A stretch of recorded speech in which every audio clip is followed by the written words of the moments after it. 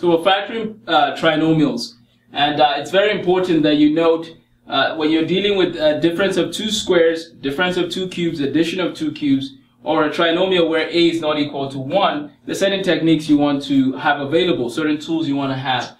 The first one, when you see two things, okay, and they can both be written as a difference of two squares. Remember, the word difference deals with subtraction.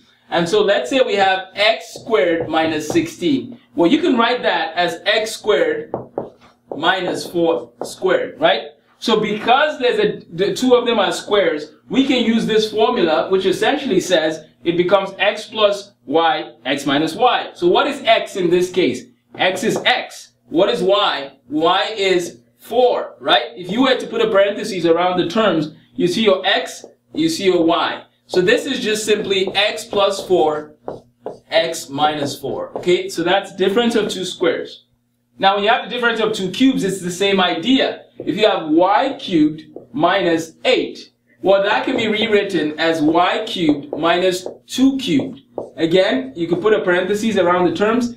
I know it's going to sound a little interesting here, but what is x in this case? It's y. It's the first term of those cubes. And what is y? Y is 2. So you can write this as y minus 2, okay, into y squared plus 2y plus y squared at the end, which is 4. So 2 squared is 4. So again, you just plug it in like, using the formula, as you've learned using formulas back in geometry and in other forms of mathematics. Now, if I change that to y cubed plus 8, you would do the same thing. If we have two cubes adding one another, you can use the same principle. So this becomes y plus 2 into y squared minus 2y plus 4. Okay?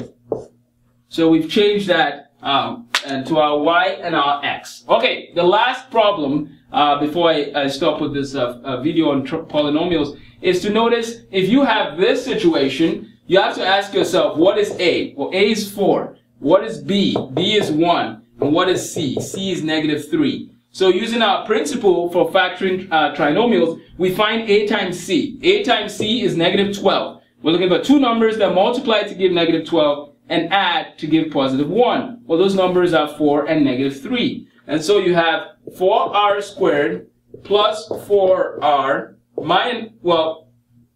plus 4r minus 3r minus 3. And then you factor by grouping. Again, notice that in math you're building. It's like building a house, step by step. So in the first section here, you can take out 4r and you're left with r plus 1. In the second section, you take out minus 3 and you're left with r plus 1. You factor out the r plus 1s and you're left with r plus 1 into 4r minus 3. We have just factored that trinomial. We've learned the difference of two squares, difference of two cubes, addition of two cubes. Let me know if you have questions. Keep practicing, keep working hard, and encourage others to do the same and teach them what you've mastered so that you can master it. You can learn it better and they can master it and teach other people as well. Have a wonderful day.